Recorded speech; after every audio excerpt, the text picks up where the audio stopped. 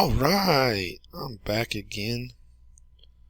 Hold on, let me turn on the fan. It's hot in here. Great start to the video, right, guys?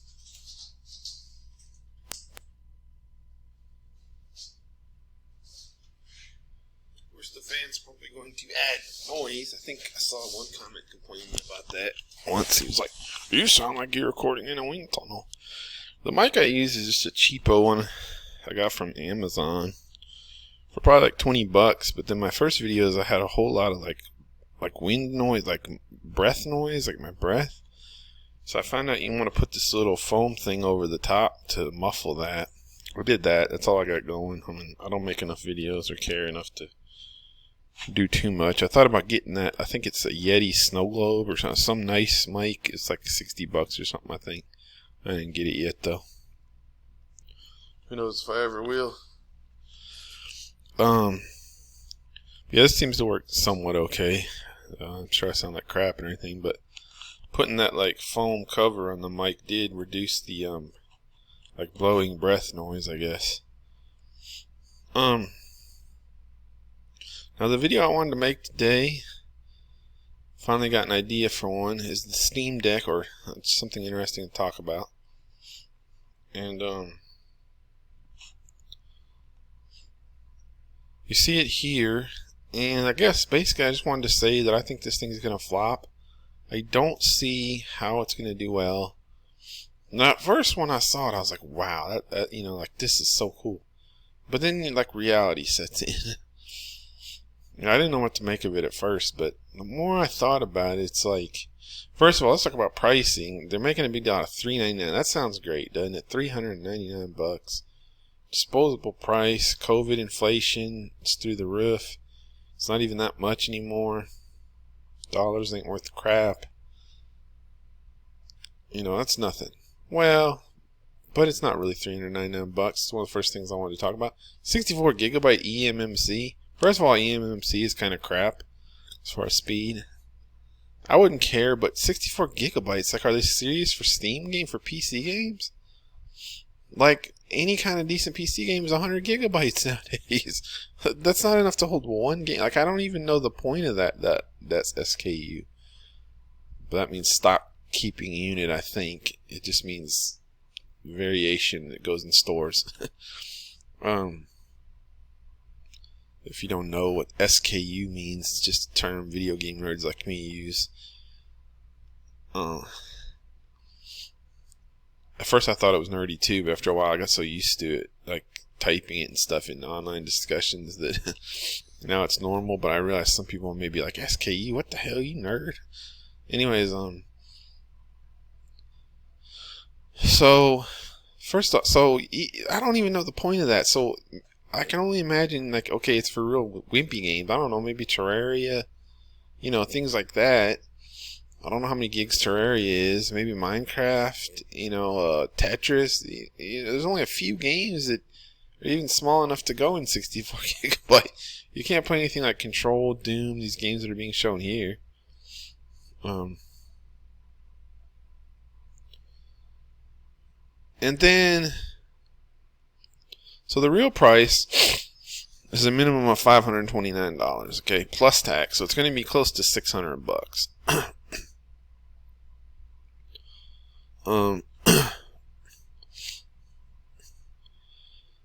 So that's the first just point I wanted to make. The price isn't $399. The price is close $529, close to $600 after tax. Which, and then I got to thinking about it. At first, I just assumed 256 gigabyte will be enough, you know. But I started thinking, I don't know. Because I remember Call of Duty is like 250 gigabytes when you download like everything, all the expansions, all the multiplayer modes. I think there's like some past game too in there, isn't there?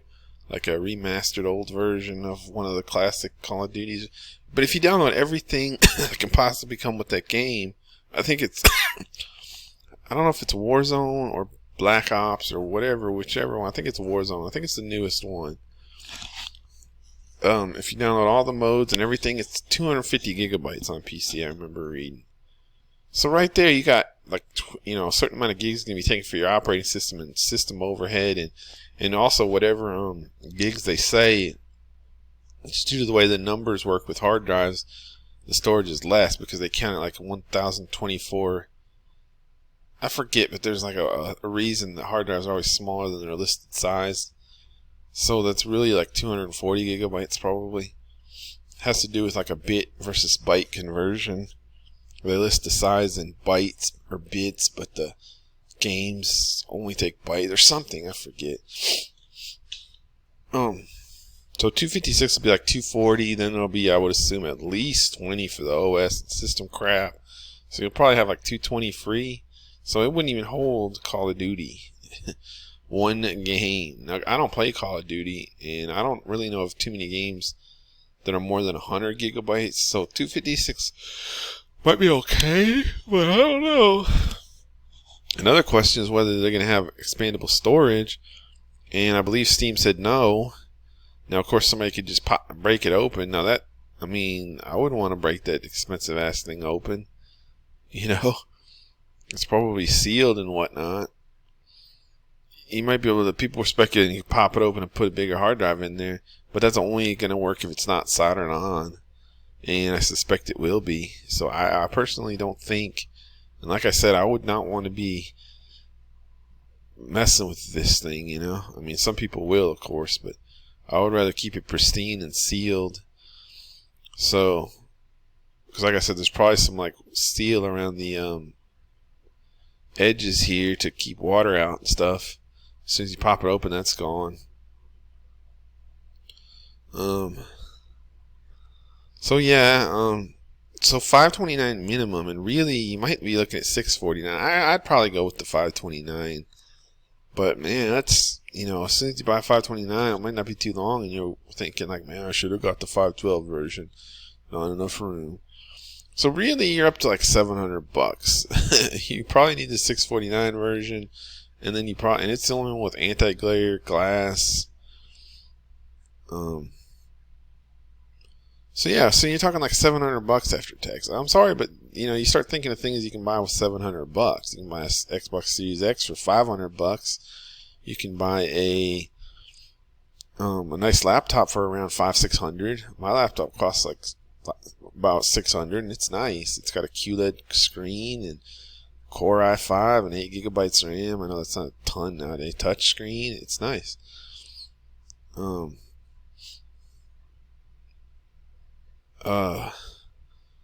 can buy just a lot. I'm thinking of Oculus Quest 2. I would probably buy instead of this thing if my next gadget.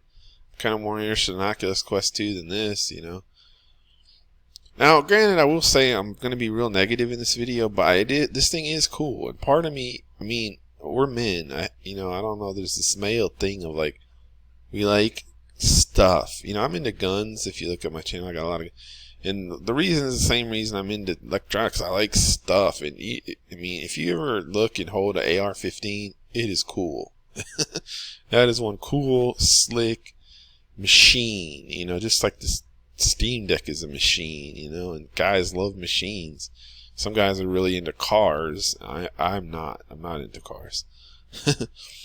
But, same principle. So yeah, I gotta admit this thing's cool and I want one. But, the more I think about it, it's just like I won't buy one. Because why would I? And, like I said, price is even worse than you really think. But it's a minimum of $529. Now for like $200, I can get a Switch Lite. For $300, I can get the regular full-size Switch. That's gonna play Nintendo games. They will not have as good graphics, but it'll be just a much sleeker package in most ways, and you get Nintendo games. I think for the mass market consumer, it's not even going to be close. And it's like half the price, even the Switch OLED.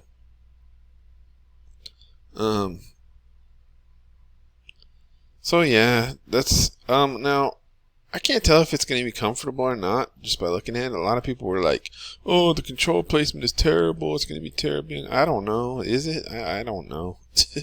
I can't tell. I know that I've picked up and played a Switch, and the controls kind of suck on that. Just period to me. I'm talking about with in the handheld mode, I guess you'd say, at the store. You know, not with the joysticks detached or anything. So this is probably going to be pretty bad too. Here's the thing of it though. I mean, I guess I'm old. I don't. First of all, I don't ever play anything portable. That's the bottom line. I don't have occasion to need a portable game player. You know, at most I might like be at somebody's house, okay, for like an hour or two. That's about it. And I mean, this thing would definitely be cool. No question about it. And like I said, just looking at it here, they sure make it look cool. I sure want it. But but like I said, there's a lot of things I want in life. Like my phone, I want to get like a Samsung S21 5G, but I got a OnePlus 7 Pro. It's like, it's perfectly fine. It's fast. It works great. Like, it hasn't cracked yet, and I've had it for over 2 years. It's like, I don't need to go spend $600, $700 on an S21. You know, I just want it. But I don't need it, so I've gotten pretty good about, like, just not, you know, I'd rather spend money on something else, something invested or whatever. Same thing with, like, I always want to buy laptops, tablets, but it's like, I got a good tablet now, I got a good laptop, like, I got a good TV, you know, I got all the bases covered for playing my games. I do kind of want a HDMI 2.1 TV, but I'm not sure I'll spend the money anytime soon anyway. So, you know, like this thing, same thing. I just don't. I should get an Oculus Quest for sure, though, especially as cheap as it is. But I don't even have an Oculus Quest because I'm just like, okay, this is just going to be another thing laying around my house that I don't, you know, necessarily use that much. Same thing, I've thought about buying a Switch basically since it came out, and I still haven't bought one. Reason, because I'm just like, can I really justify that? I won't use it, you know.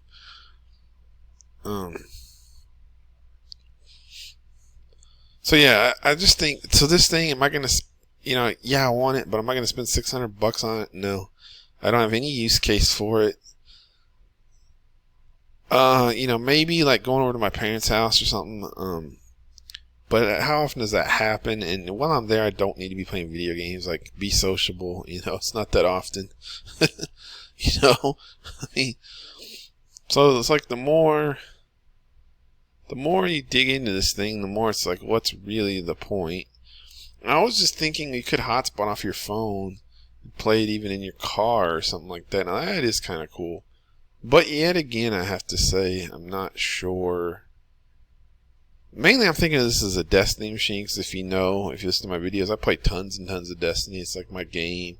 Even though I'm trying to ban myself from it, I still play about 1 day a week, about 12 hours on that day. Yeah, I could play Destiny with this on the go. But again, I'm trying to quit playing Destiny anyway. What's the point of that? In most other games, like I'm also kind of playing like Metro Exodus right now. I feel like, first of all, there's not cross-save and stuff, so what good would that do me?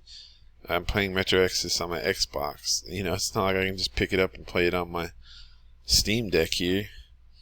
I'm playing it on my Series X, same as Gears 5. It may have cross-save somehow. But I don't even know if Gears 5 is on the Steam store. That's another issue. You're limited to Steam, which of course was what they want. Now they said you could put Windows on it, but can you imagine Windows on this thing? How would that even work? Because it's got a nice UI and front end, like it's running some flavor of Linux called Proton, I believe. And there's certain overhead with that too, so the games are going to perform worse than they would on Windows, because it's like emulating Windows for the purpose of playing games, I believe, if I understand it correctly.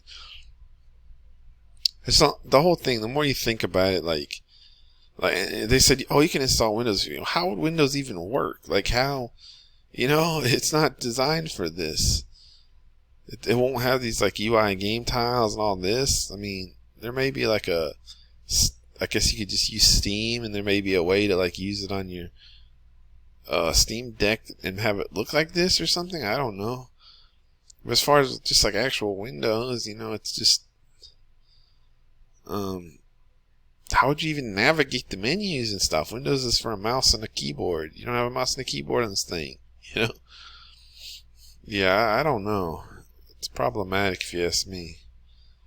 Other issues. It's going to be hot. It's going to be heavy. It's going to be big. Look at it. You know, all that's going to... they said, I think, 2 hours battery life on demanding games. Well, they're probably fudging, so it's probably an hour and a half. That's extremely poor battery life, you know? Hate to say it. Yeah, I admit it is cool. It definitely is cool. Like, I can see the case of, like, I want to play Destiny in my car. Let's say I hotspot it to my phone. You know, I could see doing that. Assuming that works, because I think there's no... I'm not sure if the internet works correctly over a hotspot like that on a game like that.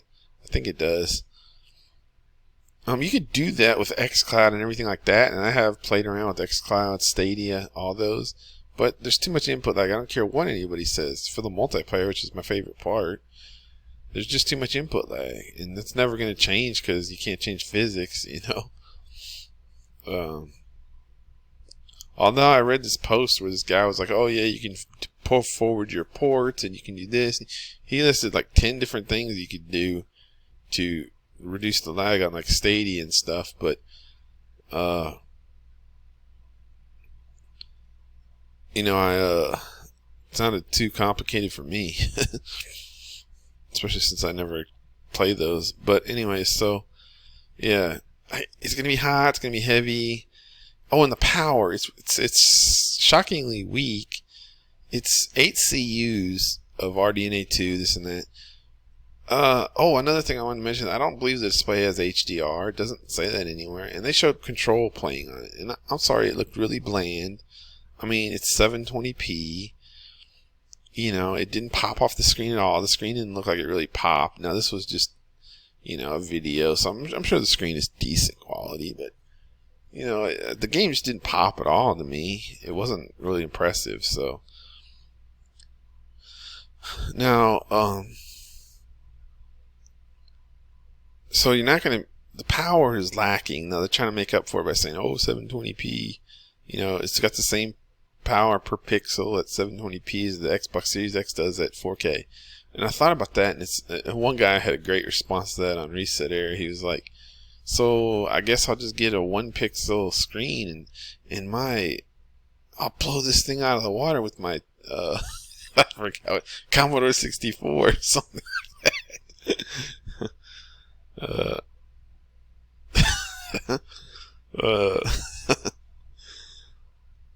But yeah, like 720p is gonna make it look a little grainy, you know, especially that large of a screen. It just didn't pop to me. It didn't look amazing at all, you know. The Control version they were showing. Plus, Control's a terrible game, I would guess, because I've played a lot of Remedy games and I know the formula and I don't like them. So yeah.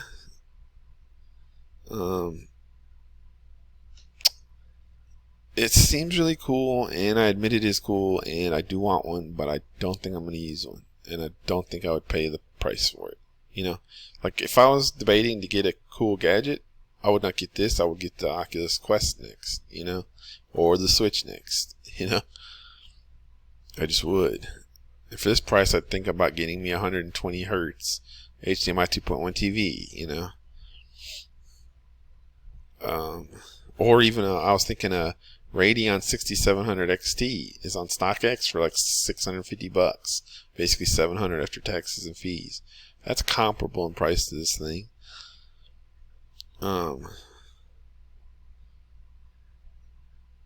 So yeah, I don't have a case for it. I think you're gonna have crashes. You're gonna have issues. You're gonna have poor performance. The power is not really there. You know, 8 CUs. Like I said, the Series X is 52 CUs. Stop and think about that. 8 versus 52 is the power gap. Now, granted, the resolution is different, but what I was making the point about the 4K is the Series X doesn't really run games in 4K. Some, less demanding ones, but it's mostly going to be doing upscaling from like 1440p or lower. What they call, I forgot the name of it, where they kind of fake the res, but it looks like 90% is good. what do they call those? I forget the name of it. Dang it! Not upscaling techniques, but like, shoot, it's escaping my mind right now. What do they call those? Reconstituted or something. It's like where they fake the 4K, but it looks, like I said, like pretty close to 4K, but it's much less demanding on the hardware. NVIDIA DLSS is kind of like that, but even better. What do they call it? Reconstruction. Yeah, I think. Yeah. Reconstructed 4K. And so the real resolution, the Xbox Series X game is usually going to be lower. Yes, there's some, like, if you're running a game that doesn't take a lot of power anyway, then you might as well run it at real 4K. But, so yeah, that's my thoughts. It is awesome, and I can see the use case. I will give him that. I can see the case for it, because I could play Destiny legit pretty much anywhere with this real Destiny. Now, being that I'm on Series X, it's a problem. Now, Destiny has cross-save, so that's good. But a lot of these games, like I said, I couldn't play. Like, I'm playing Metro Exodus right now on my Series X. I couldn't play it on this because they don't have cross-save, I don't believe. So, I'd have to start the whole freaking game over. No, not happening, you know? Yeah, like I said, just handhelds in general, like I even put a Switch. I don't like playing games on Switch. I'm sorry, it's not fun because it's just not as good as having a 65-inch TV in your living room and a nice Xbox Series X controller that feels freaking amazing, you know.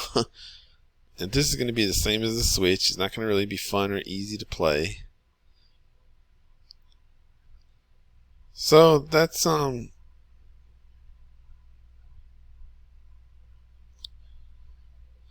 So that's pretty much my thoughts on the Steam Deck. I think it's going to be another... Valve's going to get a reputation for failed hardware pretty fast here, because... So I saw somebody on Twitter posted like a picture of a dusty, the Steam controller.